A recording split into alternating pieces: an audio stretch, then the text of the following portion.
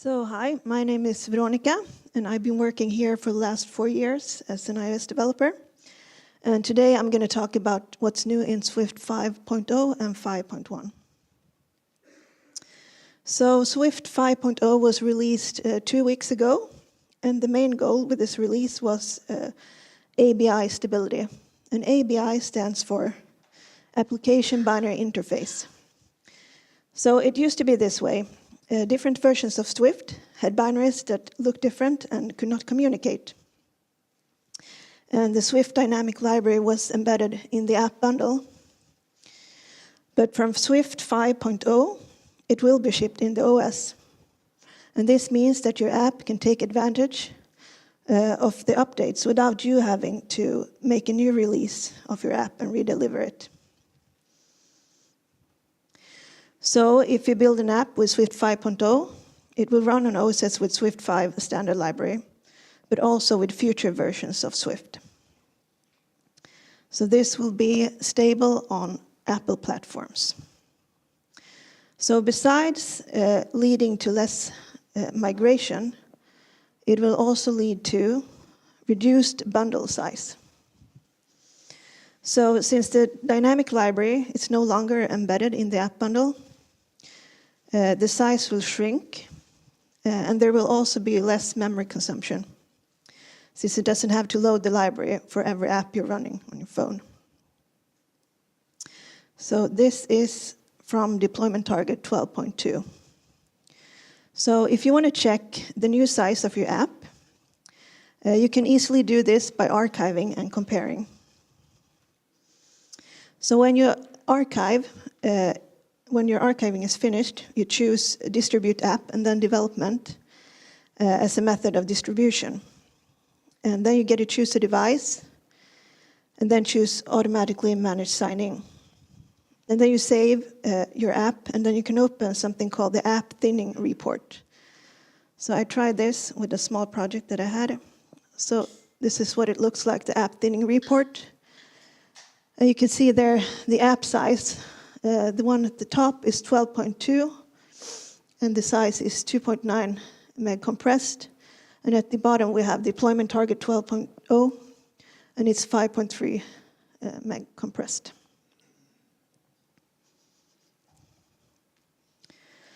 So another change to Swift is the escaping of raw strings. So before Swift 5.0, backslashes and quote marks were treated as escape characters or string terminators. So a raw string literal ignores escape characters. So you handle this by adding a hash at the beginning and the end of the sentence. So in this example, we have quote marks on cats and dogs, and they're now treated as string literals, as you can see on the output at the bottom of the page.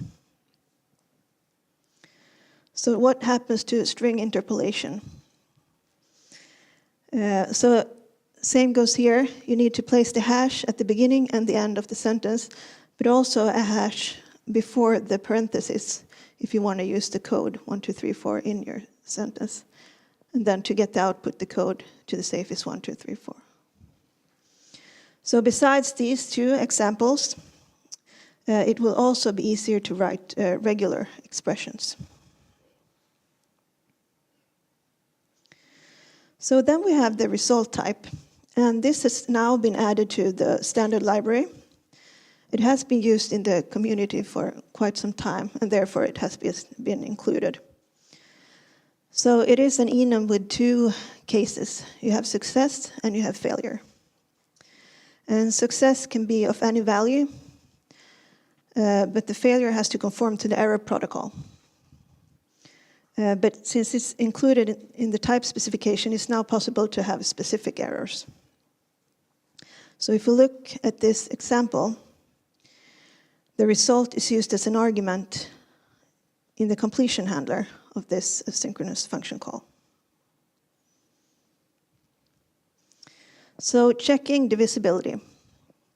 So at some point, you have probably all tested if a number is divisible by another number. So this can be done with a remainder operator. So here we are checking if the remainder of 10 divided by 2 is 0, and then we print true. But now with this new function is multiple of, you can do it a bit easier. So the advantages of this is that it's easier to read, but it's also easier to find with code completion, as it is a function. So then we have something for dictionaries called compact map values. So let's start by comparing arrays and dictionaries. We have the map function for arrays, and that applies a function to array items and returns the resulting array. And then for dictionaries, we have map values.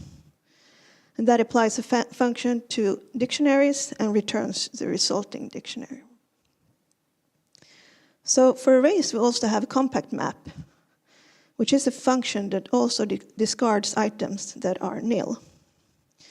So now for dictionaries, they've introduced compact map values, which is a combination of map values and compact map.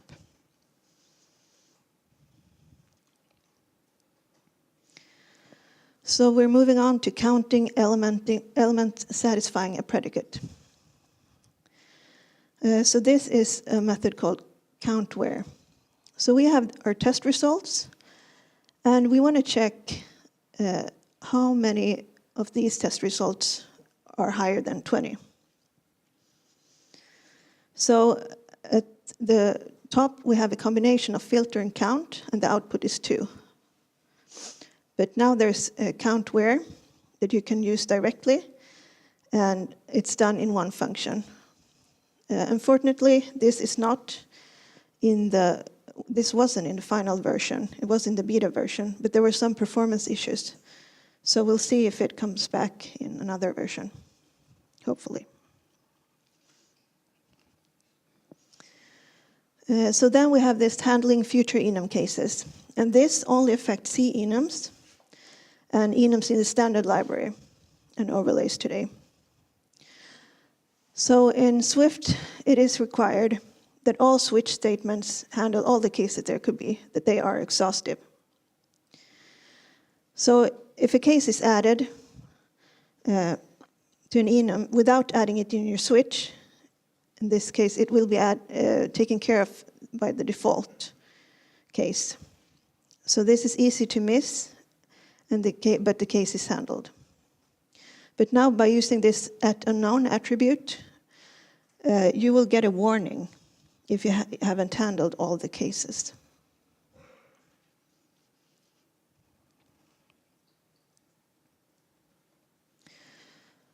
Checking if a character is a number. So this is a new character property. So we have our username that contains letters and digits, and we want to see how many digits there are. So we could use for each and check every character if it's a digit or not. And this is done by first casting to string and then to int. So now this can be done easier without the casting. And this is by using isNumber, as you see at the bottom, directly on the character. So those were some of the things that were new in Swift 5.0. There are, of course, more things, but I picked some of them. So let's move on to Swift 5.1. So here, in Swift 5.1, the main goal was module stability. So this means that if you're using a third-party library, we don't have to worry about the version of Swift, of the Swift compiler they were built in. So we can have different compilers for app and library. And it handles differences at compile time compared to ABI stability that I talked about earlier, which handles differences at runtime. So besides module stability, there are other news in Swift 5.1, and one of them is universal self. So self is now expanded so that it refers to the containing type when it's used inside classes, enums, and structs. So if we look at this example, we have a hero class with a static maximum strength that returns 4. And then we have a print function that prints the maximum strength. So what happens if we subclass this class? So we have our class superhero, a subclass of hero, and we change the maximum strength to return 10 instead. And we create a superhero and use this print strength. And the output is 4, as in the base class.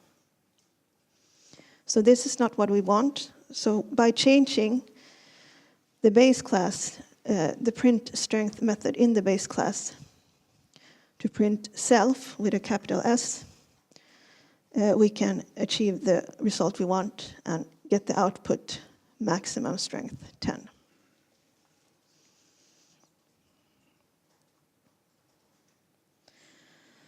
So one last thing from Swift 5.1 that I wanted to talk about is the ordered collection diffing. So there's a new method called difference from, and it can be used on ordered collections. So here we are comparing results 1 and results 2. And with this new method, we are able to calculate the differences between them and then handle what items to remove or to insert. So this could be used, for example, if you have a complex collection in a table view. So you can loop through the result, the diff, and then see what items should be removed or added or inserted. So if we summarize these two versions, or the main goals of Swift 5.0 and 5.1, you can say that when Swift has ABI stability, then you can change the Swift standard library. And this is on Swift 5 on Mac OS, iOS, watchOS, and tvOS. And when Swift has module stability, then you can change, and ABI stability, you can change the compilers. And this is under development. And this picture is taken from swift.org. There was a nice blog post about ABI stability and module stability you can read.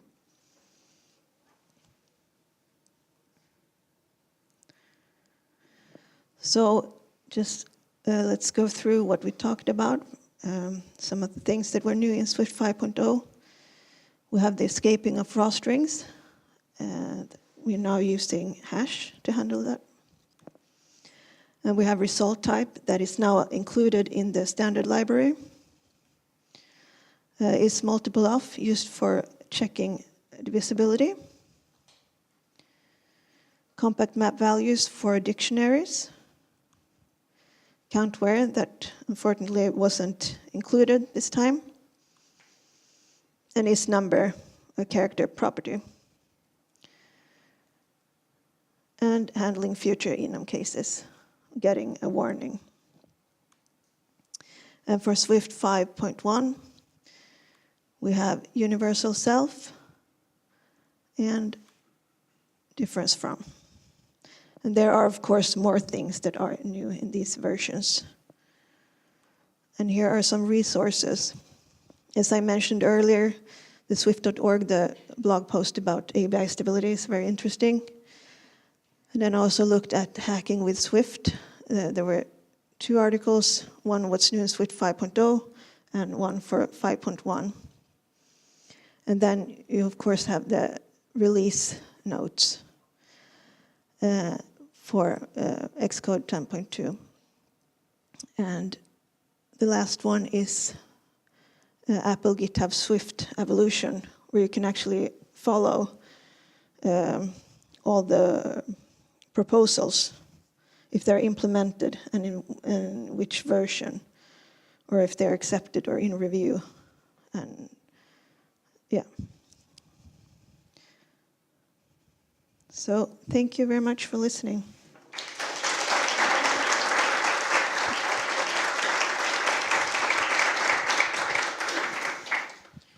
Thank you for the talk. It was very interesting to find out about the new things in 5.0 and especially 5.1. The question is, can raw strings be combined with multi-line strings? There were some examples also for multi-line. Yes, I didn't have one here, but yes. Okay, great. And also about migration. Have you started migrating any of the apps you are working on at the moment to Swift 5? And or maybe you have done this already. And how much time it took and how painful it was? No, not to Swift 5, but what I've read, it's supposed to be much easier than, for example, from 2 to 3. I also heard that Sebastian recently migrated to Swift 5, right? It's really easy if you go from Swift 4.2. Thank you very much. Thank you.